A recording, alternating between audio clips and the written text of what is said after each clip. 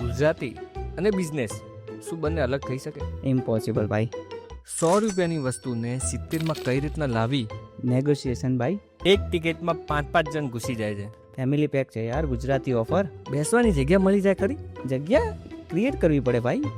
તમે લટકી શકો, બેગ પર બેસી શકો.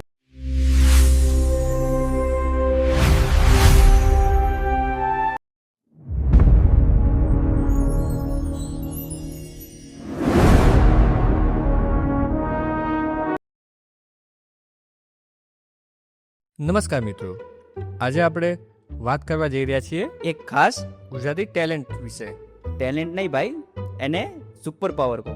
હા ભાઈ, નામ જુગાડ. ગુજરાતી જોડે પૈસા હોય કે ના હોય, પણ જુગાડ ઓલવેઝ ઓન હોય. તમે ક્યારે ટ્રેનની મુસાફરી કરી છે?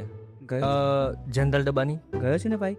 પણ એમાં શું એ જાતા એવું લાગે છે કે ત્યાં આગળ બિગ બોસ ને કપિલ શર્મા એક સાથે જોવામાં. હા, એક ટિકિટમાં 5-5 જણ ઘૂસી જાય છે. ફેમિલી પેક છે યાર, ગુજરાતી ઓફર. બેસવાની જગ્યા મળી જાય ખરી? જગ્યા ક્રિએટ કરવી પડે ભાઈ. તમે લટકી શકો, બેગ પર બેસી શકો. હવે આપણે જરીક રેસ્ટોરન્ટની વાત કરીએ કે જમવા જાવ ત્યાંની વાત કરીએ. રેસ્ટોરન્ટમાં 6 ગુજરાતીઓ સાથે જાય છે અને એક પિઝા ઓર્ડર કરે છે. બજેટ મેનેજમેન્ટ ભાઈ.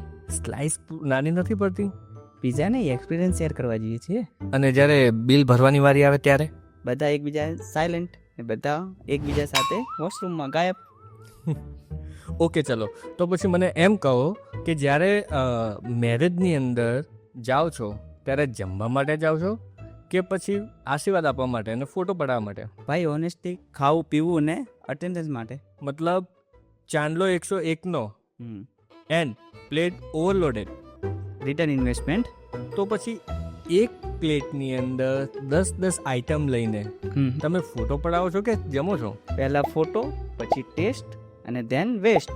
મારો હવે પ્રશ્ન તમારાથી એ છે કે ગુજરાતી અને બિઝનેસ શું બંને અલગ થઈ શકે? ઇમ્પોસિબલ ભાઈ. 100 રૂપિયાની વસ્તુને 70માં કઈ રીતના લાવી? નેગોશિએશન ભાઈ. રિસ્પેક્ટ.